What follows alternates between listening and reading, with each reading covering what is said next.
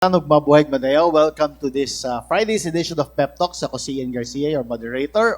Di ato padugay-dugayo, no?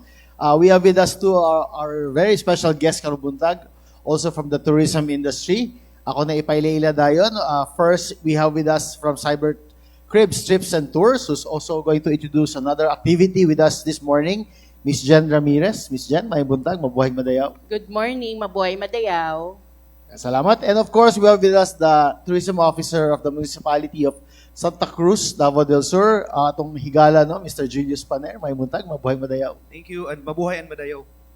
Okay, so sugdan na nato to before si Jen Magod is here to promote an activity ba ni siya. But before that, no, mulihis at tagamay. Because as far as I know, as we all know, si Jen one of the partners of DOT in organizing the Davao Coffee Tour last year. We'd like to know kumusta man ang nahitabo nga tour. Kay kabalo ko, I've seen in your Facebook page no nga, there were a lot of mga foreign and local tourists who enjoyed the tour. So can you briefly tell us kung how is it doing right now? Yeah, so right now, I'm very proud to say that our Davao Coffee Tour is already, getting attention. And there's also a lot of inquiries. And actually, every time, we have mga foreign guests that we bring to all those attractions na sila. And, last time, we had a validation tour for the ASEAN Travel Forum, coming ASEAN Travel Forum post tour. And they will already include the Davao Coffee Tour city experience in that post tour. So before, wala pa, no? But right now, since pinupush din naman talaga ng DOT ni RD Tanya, ang Davao Coffee Tour and the Davao Chocolate Tour. So right now, nakukuha na natin yung attentions ng mga kailangan tao na mag-attend doon sa coffee tour na yon. Yeah, and you know what? When I went to Boracay before, I spoke with some tourism stakeholders there. Aware na sila about the Davao Coffee Tour. So, nakikita na raw nila sa social media. So, right now, continuous pa lang yan. Post pa rin ako ng post kami, ng Dasig Turismo. Post kami ng post. Sometimes, binuboost namin yung ads. Minsan hindi, kasi depende sa budget. But so far, it's getting attention. And we keep on inviting pa rin yung mga local vloggers. Like tomorrow, we have a Davao Coffee Tour. Then, we invited 3 local vloggers to join us para naman ma-experience din nila. Yun lang naman para ma-experience nyo lang, then ikwento nyo lang, ganun lang. Yeah. And also glad that you also post mga feedback nila. No? Kaya at least we know kung ano yung kanilang experience during the tour. Yun, and actually yung sa Davao Coffee Tour namin, ang maganda doon, we are getting feedback not only from the guests, but also we are getting feedback from our partners. Especially those, kasi all of them are not into tourism naman talaga. Like the Bagoba-Tagabawa tribe are not into tourism. Kaya nga, di ba, nung una namin silang niligawan para isama dito sa tour na to, medyo marami pang pag-uusap na nangyari, para marami pang warning, na parang ipaintindi sa akin, ayaw nila masira yung Mount Apo, yung mga ganon. So, yung kanilang ancestral domain, so parang they need respect and everything. So, no, at first, hindi ko yun naintindihan, kasi nga, I'm from Manila, so Manileña ako. I'm not hindi ko masyado naiintindihan yung mga ganong bagay. So, nung ginawa namin yung Davao Coffee Tour, at first sa nursery stage, kasi nga first stage, ang ginagawa ko kasing mga tour ngayon, mga story-based tour. Community-based, story-based, kumbaga may kwento. So yung unang kwento natin, saan nagsimula, paano yung pagtatanim. So sila mismo ngayon, I'm getting feedback from them. Alam mo, last time sinabi nila, ang galing na natin, no? Kasi parang, nung last time parang mga foreigner yung guest natin, no? Mga Japanese. Then, sabi nila mismo, sila mismo, natutulungan sila para i-improve yung sarili nila, magkaroon sila ng confidence, and even nag-i-English na sila, and nag-Japanese sila kapag kakailangan, kasi meron doon mga Japanese descendants. So, nalalearn nila, nagagamit nila yung kanilang Japanese language, kasi some of them nga, nakapunta sa Japan para tumira doon, pero bumalik pa rin dito. So parang sila mismo, they have their own growth. They have their own sarili nilang feedback na gumaganda. And you know what? Sila mismo pinapaganda pa nila yung lugar. Like dumami na yung dalawang yung rope nila, dumami na, yung mga flaglets nila. They already improve also the place. So yun. And of course with the Coffee for Peace ganun din. Yung kay Frog Cafe, they also think parang ino-own up na nila itong tour na to. And they are very, very proud na nakukuha ng Davao Coffee Tour yung attention ng mga tao. Alright, okay. Later, babalikan natin, Yeah. we'll know more about the tour and kato activity ni Jen. And you mentioned Mount Apo, no? We'll ask naman our friend Julius, no? Because I know na apoy isa kadako nga event mahitabo sa Mount Apo. So can you tell us more about this, Bay? Thank you, Sir Ian. No? Mayong buntag again.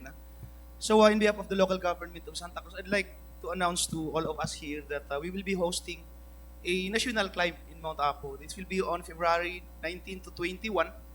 This is an activity initiated by the Mountaineering Federation of the Philippines Incorporated, MFPI. This is the umbrella organization of Philippine Mountaineering based in Luzon.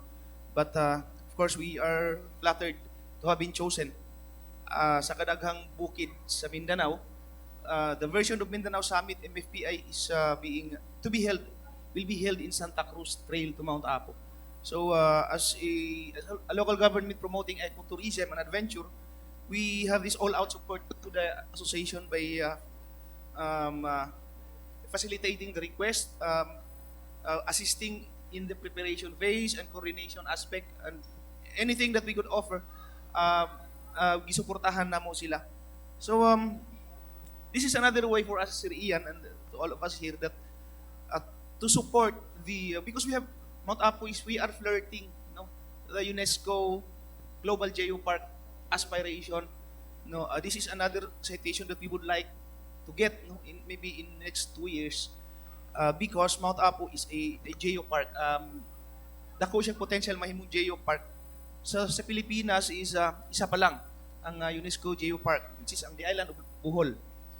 So we are trying our best to become the second in this list. And because again, the Boulder Face is the most dominant geopark site that can be seen in Mount Apo. So the MFPI climb will have this aspiration that those mountaineers coming from all over the country will help us spread the good news about this UNESCO effort aron nga ma-appeal siya, umalis siya sa UNESCO Global Geopark. Yeah, for the information of everyone lang, just enlighten us, unsa ba ning UNESCO Geopark? Okay. Ang Mount Hamiguitan is a UNESCO World Heritage Site. Declared na siya, the only mountain. Ang Global Geopark is different because kung UNESCO World Heritage ka, ang i-showcase nimo isang biodiversity, the flora and fauna. Pero kung sa Geopark, ang i-showcase nimo sa bukid ang iyahang geology, ang volcanic feature. So unsa may naa sa Mount Apo? Boulder Face, the sulfuric feature niya nga nag-aso. And then again, mga lakes, ang crater which attest that Mount Apo really erupted long before, although walay record. The pyroclastic flow, I cannot really visualize. I don't know, kadang uban nga nakasaka, like Sir Ian, can relate to this nga Mount Apo is more than just a geopark. So more of katong physical aspect Yes. sa mountain, no? Ang ipakita niya. Okay, and then of course, kaning National Mountaineering, national man siya nga climb, no? It's an annual climb, no? Tama ba ko? Climb, oo. But this year, it's in Mount Every Apo. year, lahi ang ilang mga bukid nga ginaadtuan sa Luzon and Visayas, but this time, Mount Apo ang napili nila. Pila ka mountaineers ba We expected na to expect join? around 150 mountaineers kasi regulated man yung climb. We cannot afford to also accommodate a lot of climbers because, again, Mount Apo is a protected area, so we really have to look into the maximum number of climbers allowed by the PAMBI, or the Protected Area Management Board. So first batch will be 75 and the second batch, again, 75 persons. Before na ko i-open ang question, so because Jen is also here for another event, activity, how do you pronounce this? Enneagram? Enneagram. Briefly, what is Enneagram, by the way? Enneagram is a personality type test. So, as you know, and by the way, I'm also the president of Dasig Turismo. It's a tour guide association. And part of our continuous, of course, di ba, not always na may tour. So sabi ko, habang walang tour, they have to develop themselves also. Kasi 'di ba, we are aiming talaga na maging destination talaga, tourist destination na pinupuntahan parate. And of course, part of preparing for that is to prepare also our tour guides. So that's why I am thinking na part of our self-growth, personal development namin is this continuous learning program wherein we are going to do some seminars, workshop, wherein we can develop ourselves. Also on how we are dealing with our guests, with the tourists. And not only that, not only for the guests, kasi syempre, 'di ba, kapag ka naman develop ka, confident ka, humarap sa mga guests mo, pero personally, inside you, you are not whole, you are not ready, you are not prepared, kailangan ipe-prepare natin the outside and the inside. So, eto yon. So, that's why we have this Enneagram. It so happened that my friend, Miss Dorothy Tom is coming in Davao. She's from America, so she's already a life coach there and everything. So, pupunta siya dito ulit. 7 years ago, I took this Enneagram workshop. And 7 years ago, it changed my life. Parang nagkaroon ng impact ba sa akin? Kasi sometimes, being a number 8, di ba, pag number 8 kasi, meron kasing, 9 type.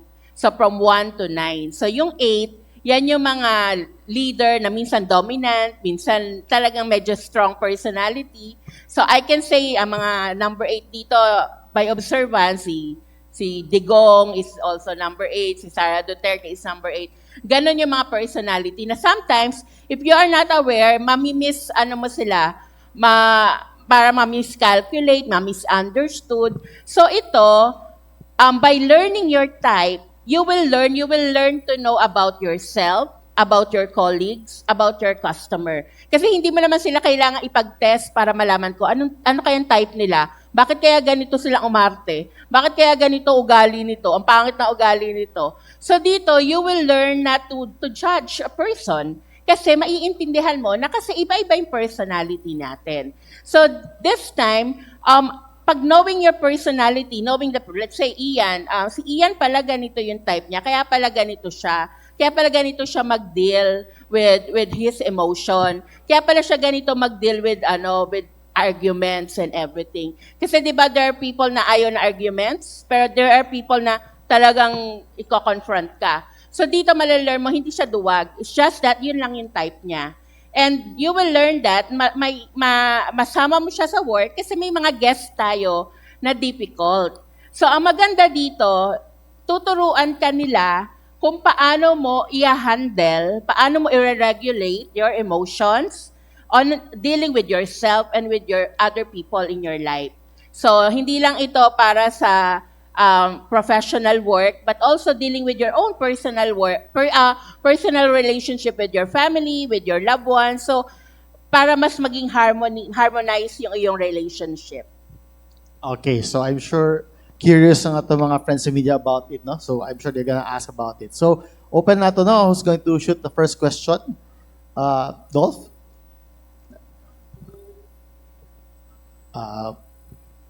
Mic ba niya? Kaniya lang. To Julius, yung Santa Cruz lang ba yun, LG, to push for the Geopark? Hindi, the entire Mount Apo po, sir. No, we are just For supporting the entire Mount Apo talaga. lahat ng LGUs within Mount Apo? The intention is really to declare the entire Mount Apo National Park. No? And it is facilitated actually by the DNR Protected Area Management Board. Pero kami mga local government units within the Mount Apo area, we have been supporting the effort through documents and everything na kailangan nila from us. Okay, thank you. Then, kailan ang parang nalalaman natin na part siya ng Geopark?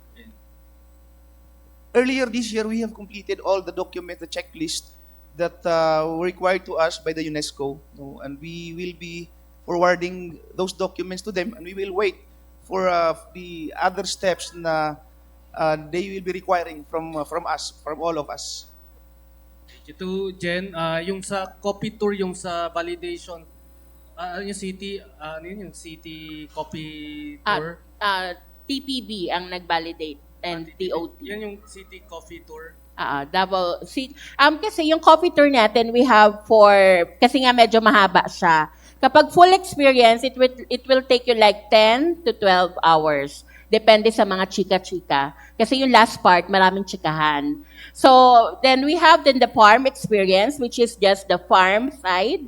And then we have the city experience, which is the Katigan, the Bagoba Tagabawa tribe, and the Prague Cafe, wherein we do the social cupping and the tasting. And then we have the coffee crawl only, which is si Prague Cafe lang, and then some local coffee shop na gumagamit ng local coffee beans. Yan.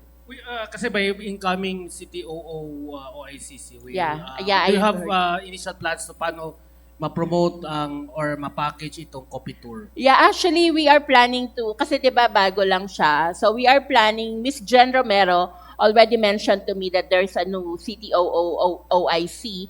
So, yeah, so sabi ko, pwede ba kaming courtesy call para at least we can also pitch to him and ma-invite din siya to experience the coffee tour.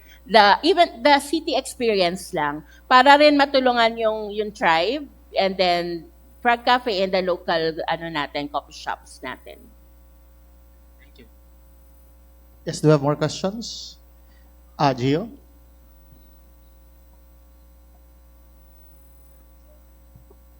Sir, can you tell us about the summit?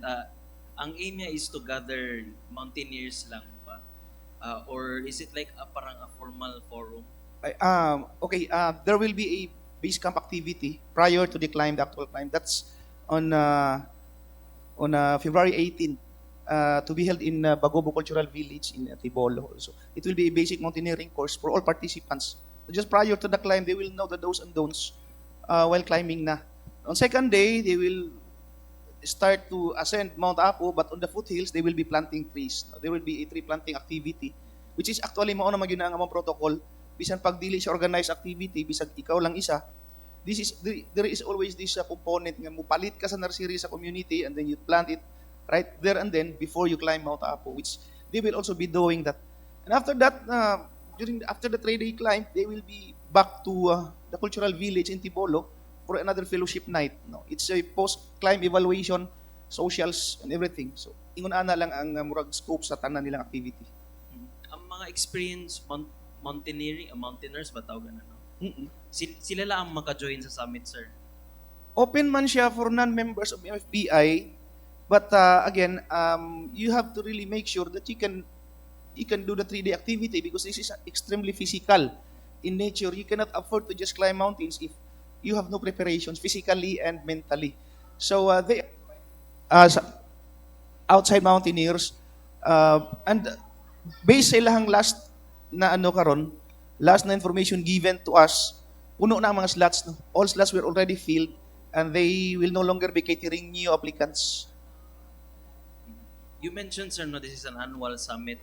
Like, kung saan niya siya, sir? Like, 5th ba, 6th? Or, sa ba? I don't know. This has been conducted by MFPI ever since their group was created. No, hindi ko lang maalaman kung pang-ilan na ito sa kanilang milestone. I'm not really sure. Kanina, sir, no, mentioned din there will be LGUs in this, na like involved in this summit ba, no? We will support. No, we will always have this support to them. In fact, kami yung nagbibigay ng permission for them to climb because our office is responsible for that. No? They cannot really climb Mount Apo without seeking permit to us. We will review the application forms if indeed they are physically able.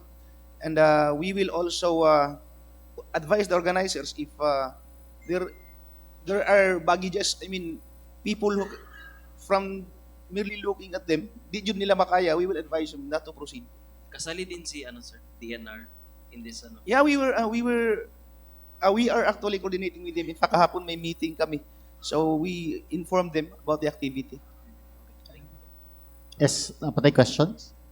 RA? By the way, kani siyang climb, by no, kanang, dili lang man ni siya exclusive to the Mountaineering Federation of the Philippines, no? Or, Dili, oo, or dili. is it? Dili siya exclusive.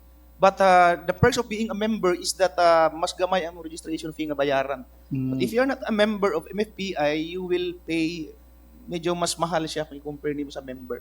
If they're interested, how can they join the climb? Naa sila yung Facebook link no na gina-post. In fact, na-share na ko to sa Santa Cruz Tourism page. They can just message directly to the organizer. Dito na diretso sila. And then they make the payments na po dito. I see. Back to Jen, no? You mentioned mo yung Enneagram or Enneagram. Enneagram. So how, is this an activity or a seminar or workshop? Or? It's a seminar workshop. So at first in the morning session, you will have you will have a test of yung personality test mo, and then they will discuss to you ano yung mga type. Yung kumbaga kaya ka number 1, ito ka. So malalaman mo yun doon kung anong klaseng type ka. And you will also learn your motivation. Kasi sometimes ang ibang test, personal test, malalaman mo anong klaseng personality ka. Pero hindi mo malalaman kung ano yung motivation mo. So dito malalaman mo bakit mo ginagawa yung mga bagay na yan. Kaya nga yung ads ko nakalagay, why you keep repeating the same pattern, why you keep doing the things that, parang di ba parang sa addict. Bakit ko ba ginagawa to? Ayoko na, gusto ko na magbago. Pero hindi mo magawa. Paulit-ulit, circle ka. Kasi hindi mo alam kung paano i-navigate yung sarili mo. Hindi mo alam paano i-regulate yung emotions mo. And as an adult, hindi talaga tayo naturuan nung bata tayo paano i-regulate yung emotions natin. So ito, kasi sometimes, di ba, pagka nagtutour guide ka, or kaya nakikipag-deal ka with your customer, tas na bad trip ka niya, tipong inoffend ka niya right then and there, sometimes tendency na awayin mo talaga agad. Pero this time, kapag na-learn mo na yung personality type mo, you will learn how to regulate your emotions. Kung kaya mo mapigilan, pero at the same, kung paano mo siya i-approach. So something like that. So it will be, ito ginagamit tong Enneagram personality type test sa mga company setup, sa mga association, para of course tulungan yung kanilang mga members and their companies then. Yeah. Yeah. Na-mention mo na magamit to sa mga tour guides. Pero aside from tour guides, saan ba to magiging beneficial? Beneficial even sa trabaho mo. Kasi di ba minsan may mga co-workers ka na parang ingitera, yung mga... So open to open everyone. to all. That's why, kaya nga sabi ko, this is a good workshop. That's why i-open namin sa public. Supposed to be, it's for dasig lang. Kaya sabi ko, it's too good para hindi i-share. So, ang initially ko talaga na naisip, yung tourism people, the tourism industry. But, of course, sabi ko nga, kung sino na lang, kasi may iba pang gusto mag-join na hindi naman nasa tourism. So, sabi ko, join na lang kahit sino. Kasi, imagine na, kung lahat tayo dito, alam natin i-regulate yung sarili natin, siguro mas masaya tayo. Yun lang. So, this is also, parang way para mas maging happy ka, mas maging peaceful ka sa sarili mo. Kailan to siya and the venue? This will be on January 27, 9 a.m. Yung location natin, yung venue namin, I will determine by Monday pa.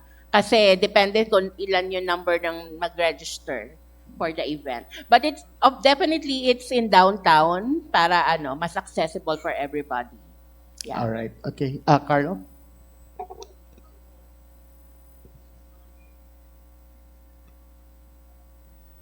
Right before I ask the question, let me just greet you mandatorily. Mayong adlaw, mabuhay, ug madayaw, gikan sa Dakbayan sa Davao.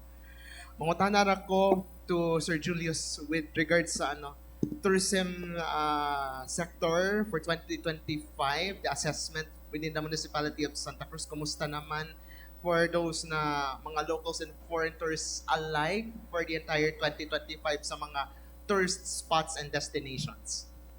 Thank you, sir. We are doing good actually. So far, so good. Because we have this increase in arrivals in 2025 by 26%. That's huge for us because ang amo alang average increase yun every year is na sa 10 to 12%. But in 2025, dako gid siya. And we attribute it to to the aggressive marketing and promotions efforts, we have been doing, we are introducing mechanisms for people to really go back to Santa Cruz. No, we supported the Davao Adventure Challenge of DOT. We created our local version, which is the Santa Cruz Trailblazer Award, and somehow Santa Cruz is already there. We have made our presence felt. I think the pressure now is for us to really maintain the momentum this year, Ingon Ana, and asking us as to the guides and the porters that you said, no, the tourism manpower development is doing good. No, we have been capacitating them because most of our sites are community-based tourism sites, no, situated in the mountains. So we always see to it that we accord appropriate intervention measures in terms of capability building sa ato ang mga human resource human resource component ng tourism namin.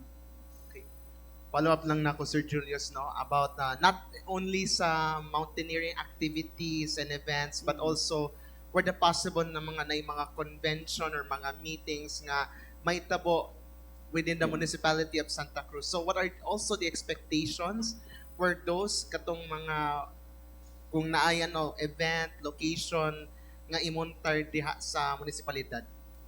Yeah, that's one of the successful stories in 2025 because of this effort by our Mayor Tata Sala, who really introduced the municipal complex in the entire municipality. Giisa man gud niya tanan ang compound, and we have this very big venue for that event. We hosted 3 regional events last year, no? The regional the regional schools press conference, the athletic association in the entire province, and the national activity of the Department of Agrarian Reform dito giheld sa Santa Cruz. We are slowly but surely introducing ourselves as one of the events host tourism, maybe in a way, not necessarily MICE, but the hosting of an event that is not catered by others. We are proud to say nga pwede nami, we are really prepared for that.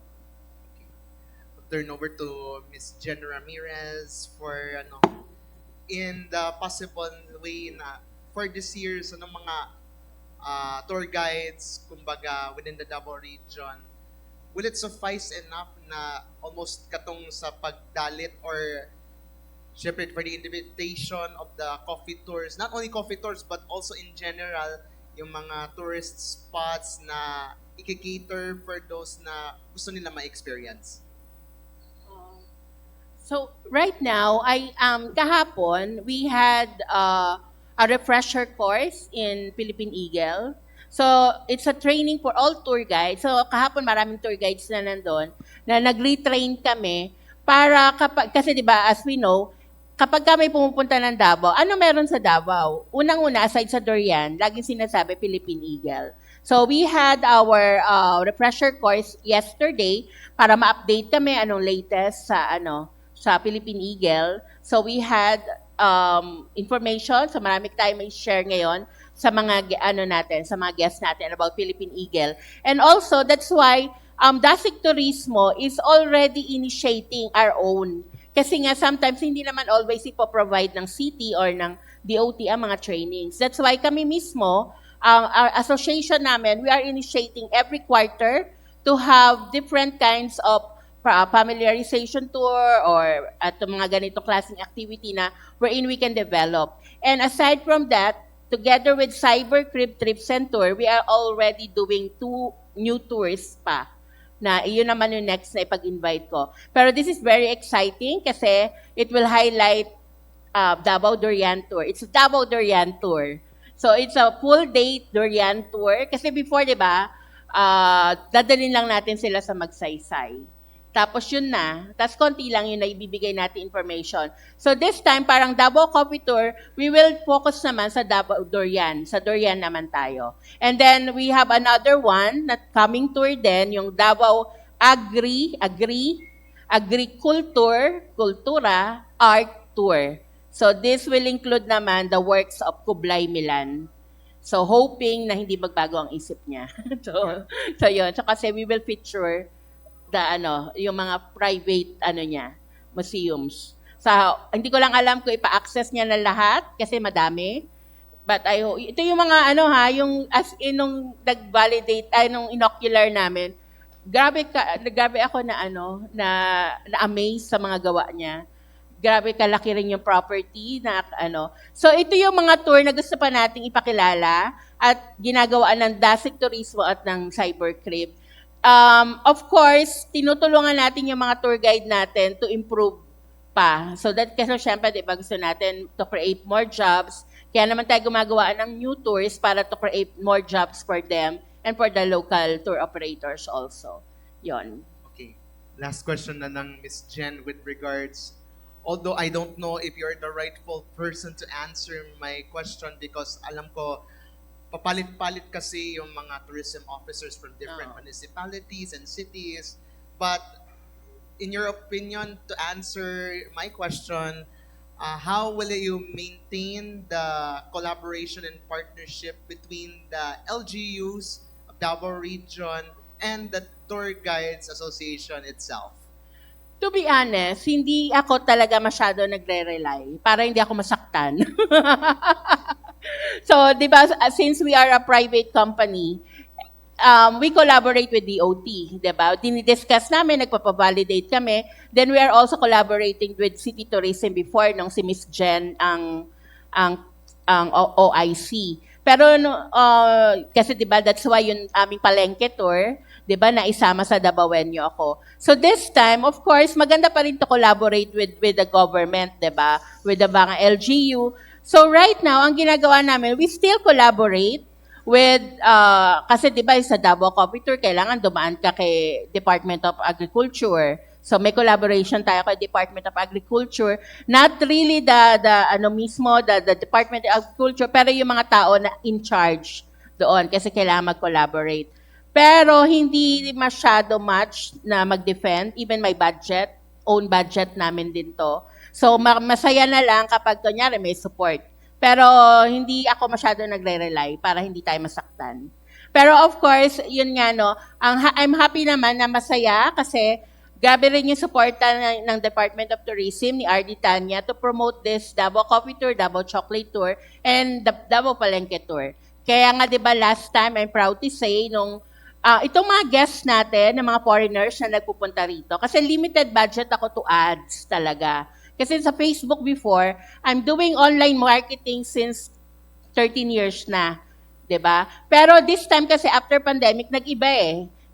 Tapos marami na kalaban kasi natuto na lahat mag-online. Before, konti lang kami eh. So ngayon dumami na. So iba na rin yung algorithm ni Facebook. Kapag di ka nagbayad, hindi ka talaga nila masyado isi-show sa iba. So ganon. So ang ginagawa ko ngayon talaga is inviting mga local vloggers para sumama sa mga tour namin para ma-feature. Diba? Yun. And of course, collaborating also with DATA, yung ibang association, sa sa data for the Davao Tourist Passport, in-include namin yung mga tours doon para yung mga Davao Tourist Passport holder, they will get discount sa mga tours ng Dasig at ng Cybercrib. And also, we collaborated with DATO, yung Davao Association of Tour Operators, para naman they will also offer to their own clients, 'di ba? Tapos kami ang mag-run, parang ganon. So, yun ang mga ginagawa namin and yun nga, not really, talaga, magsalig masyado para at least, ka pa rin, may freedom ka pa rin to do your own. Yeah. Yes. Dolph? To Julius and Miss Jen. Kasi yung 'di ba sa news social media ginakuha nila na kulelat yung Pilipinas based sa compared sa ASEAN on tourism arrivals. Jen, you're also nagakuan ka rin tours kasi last week guest sila DATA and nagpadala sila booming yung charter flights to Vietnam at to Da Nang and sabi niya pwede siya maging there's a potential na maging regular if we can hakot makakuan tayo na maturista galing from Vietnam to Davao. Based sa inyong kuan, ano yung parang pwede natin magawa na short term sa inyong kuan na makakuan tayo ng mga foreign tourists? At kamusta ba ang tourism ngayon sa inyo ngayon Is it struggling or is it okay based sa ating nababalita sa news? So sa experience namin right now, kasi inbound tourism tayo, 'di ba? So yung sa akin, so far, so good. Kasi yung mga guests natin, Japanese guests natin nung July, I think July yon. May Japanese guest kami na nag-coffee tour. Tapos, nung October, nagdala siya ng 10. So, 11 na sila nag-tour. Tapos, ngayong March, may coming ulit na isang group, I think around 20 raw sila, na Japanese din. So, ganon yung ginagawa. So far, ibig sabihin, bumabalik sila dahil dun sa mga tour na na-experience sila. Ibig sabihin, we're on the right track. Kasi yun lang naman ang kulang sa atin dito sa Davao. It's to promote. Actually, sa akin, personally, my advocacy kasi is Lakbay Pilipinas and ngayon Lakbay Davao. That's why mga tours ko right now is parang selling Davao to Davaoenos. Kasi sometimes, love the Philippines. Ito, di ba yung logo natin, love the Philippines. But sometimes, Filipinos, love the Philippines, pero hindi naman talaga natin kilala yung bansa natin. Hindi natin kilala. So, same thing with Davao. Love Davao, pero hindi mo kilala ang Davao. Hindi mo nga alam pagka may guest ka, saan mo dadalhin eh. Ang alam mo lang, dadalhin mo sa Eden or sa Malagos, yung mga normal. Pero hindi mo alam ano meron sa Davao. So, itong mga tour na ginagawa namin right now is a story-based na para ipakilala natin yung Davao. Kasi knowing Davao, pag nakilala mo yung lugar mo, ikaw mismo nakilala mo, ma-fall in love ka sa lugar mo, you will defend, you will protect, at you will promote. Ayun ang aking goal, na tipong bawat isang Davaoenyo, makapag-Davao Coffee Tour o Davao Chocolate Tour, at sila mismo i-promote nila. Word of mouth, even sa social media. Kasi right now, kapag ads ng ads, parang medyo mahal nga mag-ads, no? So yun ang aking na i-promote na bawat isang Davaoenyo, makilala mo yung lugar mo. Kapag kilala mo na marami dito talaga, kasi nung nagturo ako sa JIB, pag tinanong mo, sino na nakapunta sa Eden? Sino nakapunta sa Samal? Konti. Pero tourism students yon. Pero sino nakapunta ng Hong Kong? Sino nakapunta ng Vietnam? Mas madami.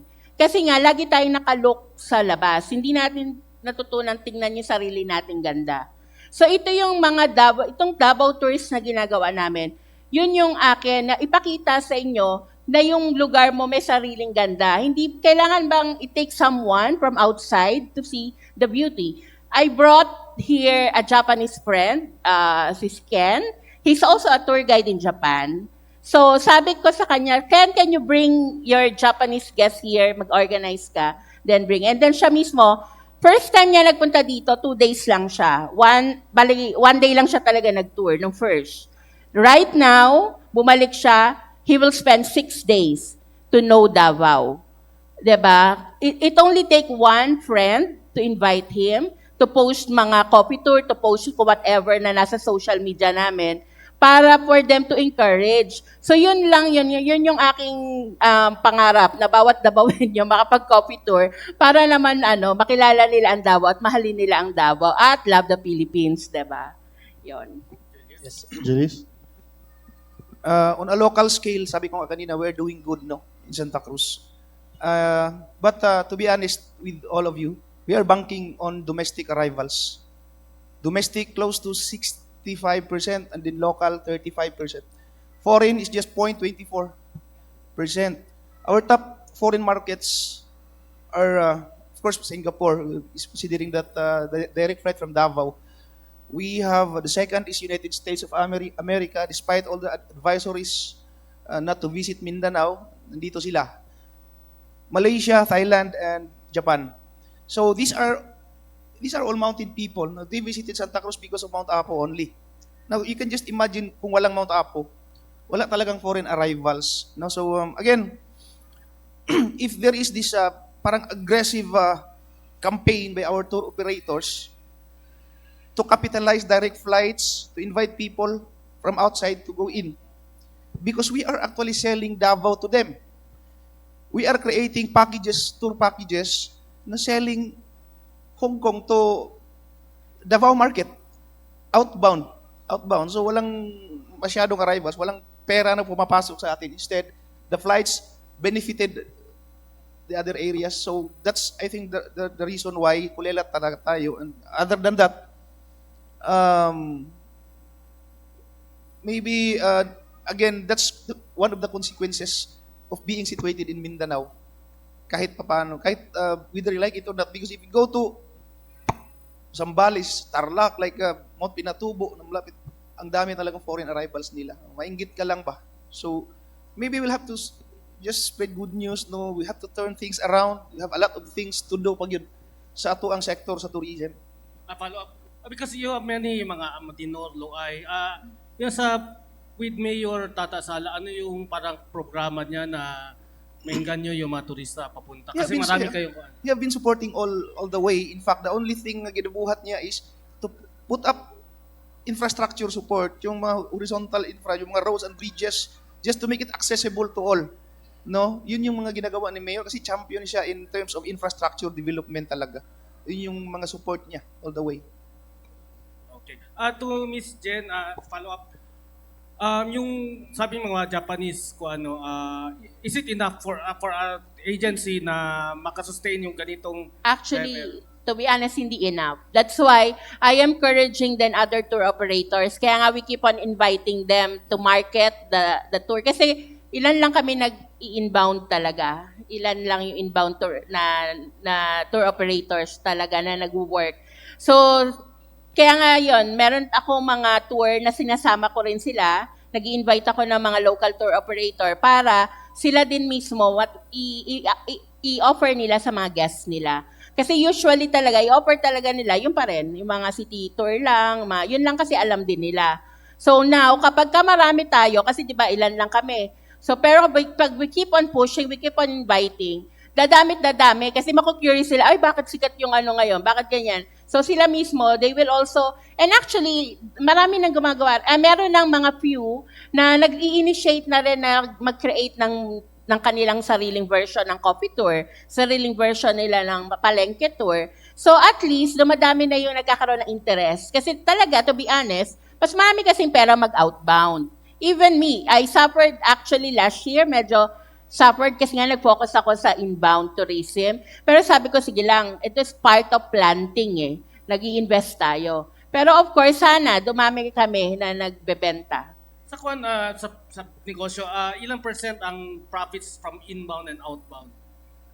Ako, right now, ang inbound ko, siguro last year, mga nasa 70% inbound. 30% Oo. Kaya medyo hindi ganun kalakas. Pero kung yung last few years, 70% ang outbound, 30% inbound. Parang advocacy mo na. Oo, kaya lang because of advocacy kasi nalakbay Pilipinas, yun.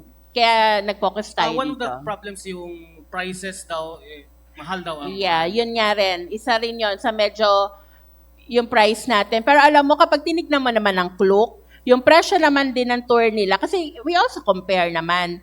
So, yung presyo din naman ng tour doon, na day tour nila, pareho lang naman halos. It's just that, meron kasi tayong, at least yun nasa Vietnam ka na. At least yun sa Hong Kong. May ganun kasing mentality ang Pilipino. Na okay lang naman, at least nasa ibang bansa ako. Pero, di ba, parang hindi pa pwede na gastusin mo rin yung pera mo dito naman. So, even in my friends, sinasabi ko yun, di ba? Parang, gastos naman kayo dito. Kasi, parang hindi naman kami kikita. Kapag konti lang actually sa Davao Coffee Tour, sobrang maliit lang talaga. Kasi nga parang feeling ko introduction pa rin yung presyo. Sobrang maliit lang kasi. Kasi syempre we have to pay those destination. And then meron na yung experience mo na all the coffee tasting, all the meals naman included na rin, then yung transportation. So yun, medyo mahal siya kung titignan mo siya dito sa Peso Point. Pero kapag kinompare mo naman sa ibang presyo sa ibang bansa, pareho lang halos. Coffee tour, yung itong mga foreign turista, is it parang shot in the arm na para masusubigla ang kuha ng ating coffee industry, like from yung mga coffee shops, yung mga coffee farms na What do you parang kwanto siya, how does it parang help them? Kasi di ba medyo marami nagreklamo na matumal lalo na ngayon January. Oo. Actually, ang sa coffee industry daw, kulang ang supplies. Kulang ang beans natin to supply the Filipinos pa lang na coffee shop. Kaya nga 'di ba nag-i-import pa tayo from Vietnam, from ibang country kasi kulang. Kasi yung ibang kape natin, ini-export din natin sa Japan. Ini-export din natin sa ibang bansa. So, wala tayo para sa Pilipino. Kaya nga, di ba sabi niya, mahal ng kape? Kasi nga, konti lang kasi yung nagpo-produce. That's why the DA naman, they are encouraging naman mga farmers to divert into coffee. 'Di ba sa Mount Apo, ang sabi nga doon, yung mga gulay sila, 'di ba? Pero yung mga gulay madaling masira. So tendency, yung isang farmer namin, yun yung kwento niya, na parang sabi niya before mga gulay. So minsan malantahan siya, lugi.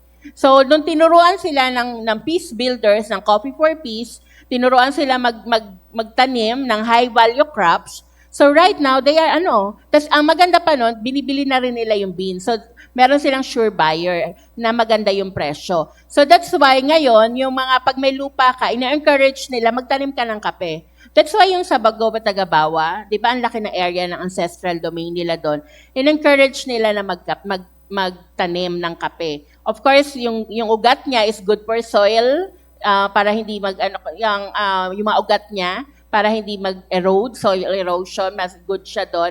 Tapos, that's why yung aming nursery nandun sa Bagoba, Tagabawa, kasi ngayon pa lang sila nagsisimula na magtanim. Pero right now, meron na mga naglalakihan na. And part of the activity namin doon is planting. So, yung mga tao, pag nag-plant ka, may babalikan ka. So, that's why after 1 year, pwede kang bumalik ulit. So, itong natin, sustainability, na babalik at babalik ka. Okay. Okay, next question. Balik ko kay Julie, so you mentioned earlier na pila ka percent kaya itong English? 25%? Was it? Ang 26. 26%. Do we attribute this tourist arrival sa Mount Apo alone? Or, by the way, unsa bay number one attraction in Santa Cruz? And nabatay something to expect na mga emerging activities or destinations for this year? Yeah. We can always attribute it to Mount Apo. Although, in terms of arrivals, Mount Apo last year was only close to 9,000 people because, again, regulated yung pagpapaakyat. Yung ibang size, yung mga overview resorts, meron silang close to 200,000 or 100,000. But the spending pattern is always, you can go to a resort if you have 50 pesos. But you cannot go to Mount Apo if you do not have 6,000 pesos. So, the spending pattern is important to us. No, that's how they spend their money in Santa Cruz alone. So, the more is not always the merrier. No, we still cater people who would go to the outdoors and spend their money for 3 days in Santa Cruz rather than just an hour spending it on resorts. That's the essence of it. Are you expecting mga emerging or new okay. Activities or sites? This year, we are excited to hold our Pista sa Kinayahan in April because we will be bringing back the Mount Apo Boulder Face Challenge after I think 8 years. It will be back no because I'd like to thank of course the leadership of Santa Cruz Mayor Tata because earmarking bigger budget for that. And we are expected to have this kind of activity na parang just to give us more hype and to hopefully increase arrivals this year. Yeah, because ang Boulder Face is a magnet good for foreign it's a magnet for visitors. I remember last time, daghan gito nag-abot last time. Alright, sorry. Jules, may data ka how yung tourism receipts ng Santa Cruz? Yeah, we're close to, I think, in Mount Apo alone, that's 70 million in a way. 70? If we base it on the very conservative average spending of tourists. Yeah, so it's already an industry for us, not sa tourism. RA? Nakaka-shot? Wala. I would like to add, di ba na-mention namin na nag-validate na si Tourism Promotions Board. Right now, we have 3 countries kasi Japan, and then we have partners na rin sa Australia. So, meron tayong mga partner doon na tour operator that they are already starting to sell Davao. And then, meron tayong mga partner na rin sa Bangkok, sa Thailand, na they are already starting to sell Davao. So, yun lang. So, parang, hangyo lang din ako na sana kayo rin ma-experience ninyo yung Davao Coffee Tour. You can approach us. We have regular na biyahe at least twice a month. na shared tour, na wherein you can also, meron kasi shared tour, may private tour. So yung shared tour, yun yung parang joiner's tour siya. So wherein you can approach me if you want to go para you can also see for yourself ano ba yung sinasabi niyan Davao Coffee Tour para mas ma-appreciate ninyo rin siya. And with that, nyo rin, di ba? Ma-promote nyo rin yung sarili nating Davao Coffee Tour. I think maganda yung joiners, no? Kasi I think yun yung difference natin with the other countries like Vietnam. Kay they can easily book joiners, no? Joiners So at na least, hindi masyadong foreign- mabigat sa bulsa. Yes. Alright. Sabi nga nung foreigner na isang guest namin, sabi niya, you know what, you can double the month, you can double the price. Kasi ganun niya na-appreciate yung coffee tour. So para sa kanya, for some kasi, di ba, pag sa Pilipino, ay ang mahal, 3,148 mahal. Pero pag foreigner, you can charge double. Kasi yung sa experience niya. So, yun, titingnan natin yung value. Ano ba yung nakukuha mo dun sa tour? Huwag lang muna yung presyo. Kasi wala akong magawa dun sa presyo. Konti lang talaga ang markup namin dyan. SRA? Ay, kay Ma'am Jen o kay Sir Julius, tanaw ninyo, ma'am, asa kaya ang problema or asa nagkulang ang Philippines po, ngano ta nag-lag behind sa ASEAN in terms of tourist arrivals? Asa kaya ang problema kung kailangan i-strengthen pa nato? Ako, I believe for Mindanao, sa atin, yung connectivity, kasi nga, di ba, ang konti rin ng flight. Tapos, medyo hassle talaga. Like, Ken came from Japan, pero dumaan ka pa, where do you, Manila? Manila, then before Davao. And na-delay ang flight niya for how many hours? So, those kinds of hassle na ma-experience. So, pero if we have direct connectivity from Japan to Davao or Vietnam to Davao, it's more, yun, sana makahelp yung tourism natin or yung DOTR para to have that kind of mga inbound tours natin na direct. Plus, of course, napuna ko kasi talaga, kasi yun at yun ang pinupuntahan nilang lugar. Yun at yun ang pinopromote nila. Sana mas ma-explore pa nila yung other mga other attractions na hindi napapansin para at least, like tayo, kahit paano napapansin naman ng Davao na, no? Pero yung mga attractions natin, unti-unti nang napapansin. Yeah. So, last November ba yun? November, yung Region 12, sila dito sa atin, nagpunta sila rito para mag-coffee tour. Benchmark sila. Imagine, yung coffee tour nila ngayon, they have coffee tour na Kape Moto, sa atin sila nag-benchmark, sa atin sila kumopya. So imagine that, tapos ngayon, Tawi-Tawi ba yun? Basta meron din nagsabi from dun sa Muslim region na, ganun din, gusto rin mag-benchmark. Even Cagayan, they want to benchmark Palengke tour naman daw. Kasi yung carbon market ba yun? O yun.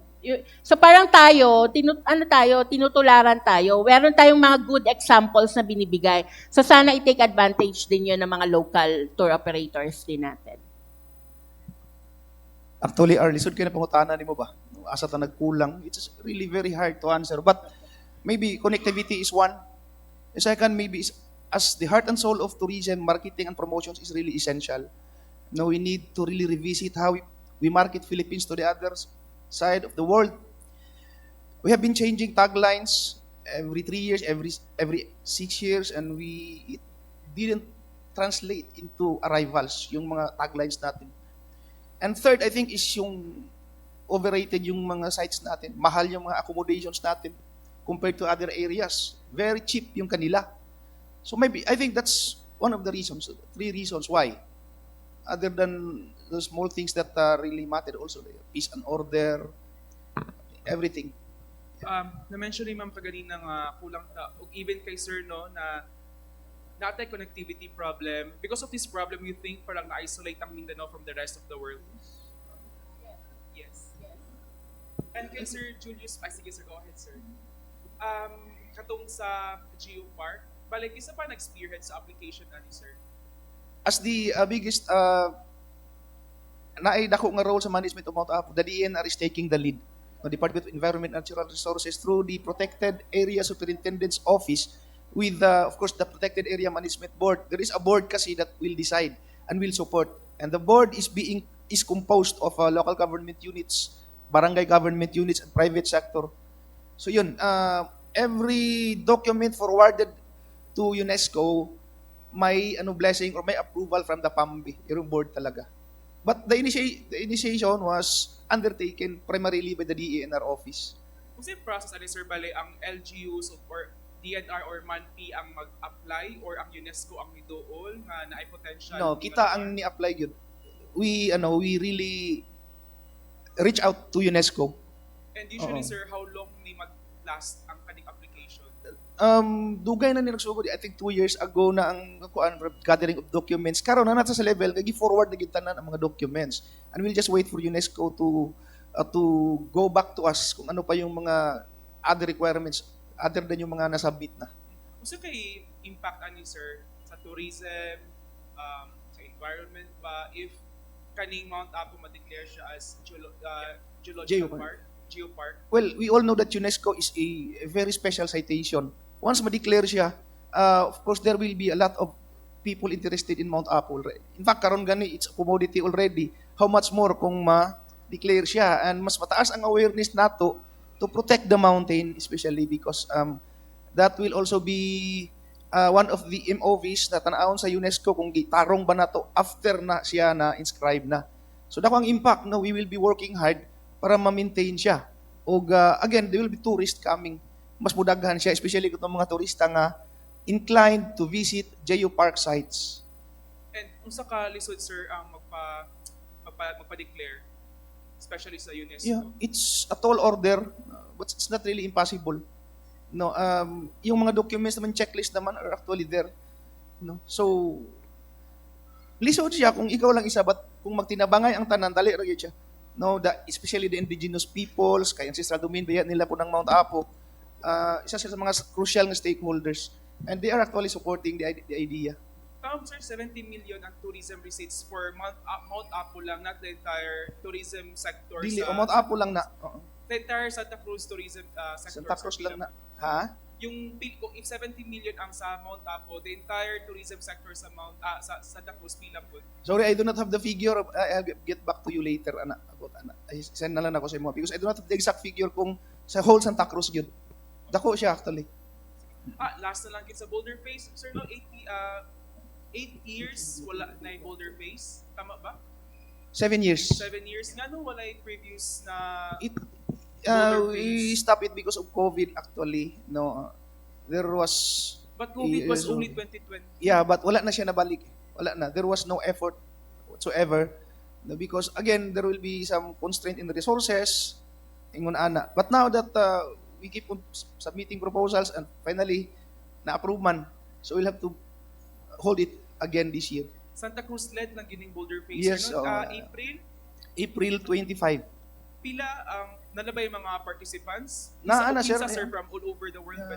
We expect participants from other countries, pero di gud kaayo daghan because this competition really favors the locals because familiar mo sila sa terrain, everything. Kung foreigner ka, well, you are just trying your luck and the only thing that you aspire is maka-finish a race. Not necessarily nga maka-podium. Ingon ana siya. But this is a good marketing strategy gid gihapon ang Boulder Face Challenge. Sir, unsay mas dako sa ang Boulder Face or kaning February na climb? Dako ang Boulder Face. Boulder Face because Ang February is only a climb, pure climb. Ang Boulder Face is actually a multidiscipline race. Can you explain usab sir sa Boulder Face It's a challenge? 24-hour race, from the beach line of Santa Cruz all the way to the summit of Mount Apo and back, with 4 disciplines: water tubing in Sibulan River, mountain biking, trail running, and road running. 24 hours. Murag timely pod karon no because we have direct flights na after the pandemic, new direct flights, so we can invite foreign participants to the Boulder Face. All right? Do na pa tayo question? Okay, before we wrap things up, no? Ay, a question? Sure. One last question. Hi, Ma'am Jen. Na-mention mo ka ganina with regards sa Bagobo Tagabawa. Unsa ang reception nila with regards sa katong project na sa coffee, coffee planting? Tama Yun ba? sila mismo. Apo. Actually, before, medyo hesitant. Nung kinausap ko si Dato Lawrence, sabi ko Dato Lawrence, medyo ganun siya. Parang medyo hindi niya, hindi niya pa masyado makuha yung concept. Kasi unang-una, ang sinasabi raw kasi, before may mga nag-try na raw. Pero I think it's more on sa climbing, na iniwanan ng basura, nasira daw yung yung parang medyo, kumbaga, imbes na makatulong, medyo nakasira sa kanila. So that's why medyo, at first hesitant siya. But then again, Miss Georgie Pantoja helped me to bridge, ma-explain sa kanya ano yung purpose nito, ganito, ganyan. So nung na-explain namin at ngayon, ina-experience nila, sila mismo nagpapaganda na doon sa kanilang ancestral domain. Naglagay na sila mga tarpaulin, naglagay na sila mga flaglets, tapos meron na silang mga, inaayos nila. Tapos nagpagawa kami ng CR, kasi syempre, di ba, pag minsan may turista, kailangan mag-CR. So nagpagawa kami doon ng CR nila na para pag hindi na kailangan maki-CR sa mga bahay, yung mga ganon. So sila mismo, na sila, parang na appreciate nila, plus sumisikat na raw sila. Ang dami na tumatawag sa kanila, marami nagpupunta na gusto magpunta ron. Tapos syempre, tapos even the SWD and I think parang Dole yata, yung nagpunta last time sa kanila. So para to help them, ano kailangan nyo? And then University of Mindanao is helping them with the trainings. Then I think si RD Tanya is suggesting na mag-FBSE rin sila para they will know how to accept visitors. Kasi syempre may mga foreign visitors. Kasi right now, syempre, gano'n-gano'n lang sila. Hindi sila marunong mag-greet like mga boy matayaw. So, tuturuan natin sila, no? Para sila mismo, ma-feel nila na they are belong. And alam mo, ang maganda doon, ang na-claim nila, yung identity nila. Kasi at first, yung sinasabi nila, before daw yung history nila, parang hindi sila tao. Hindi sila tinuring na tao kasi wala raw tao sa lugar na yan, kaya pwedeng kunin ng migrant. So right now, parang somehow na-reclaim nila yung identity nila. Ito identity namin, kung ano yung suot nila, ano yung kinakain nila, yun yung pinapa-experience nila sa mga guests namin. At ang guests namin, na-appreciate yon. Always good feedback, actually. Kaya ang ginagawa ko, every after coffee tour, nag-aasa ko, short interview, parang feedback, para ano pa yung pwede namin ma-improve sa lugar, o kung ano mang yun. So far, maganda yung feedback sa kanila. So sila mismo, proud sila. Okay, so before we wrap things up, amot na pa ba si Sir Edwin Nasquite? I'd like to acknowledge him. Hapon siya din. They're going to have, very shortly lang na sila yung mga events for next month and sa March, which includes the Araw ng Tagum and the Musikahan. Pero they'll be joining us in our next pep talks for more details about it. So again, I'd like to thank again our guests, Sir Julius and Jen. Thank you. Bas na po tayo madungag, or would you like to invite again our media friends and the public? Ayun po, for those watching, please join us on our Enneagram workshop. You can call us 0999-888-6978, or you can search Dasig Turismo or Cybercrib Trips and Tours sa Facebook page para for more details and so that if you want to join us, yeah. And Julius? Thank you once again, Yan, o the OT11, sila RD, and of course, SM Lanang for this opportunity. Yes, Santa Cruz is open for tourism. It's just an hour away from Davao City, actually, very close. And yet, if you want to experience tourism with sense, in a way, you try to visit us. No? And on behalf of the local government unit of Santa Cruz, our Mayor Tata, thank you once again for helping us disseminate good informations, good things about our place, Santa Cruz. Thank you. Alright, salamat. And to our media friends, salamat for joining us this morning. And hanggang sa sunod na Pep Talks, mabuhay madayo sa atong tanan.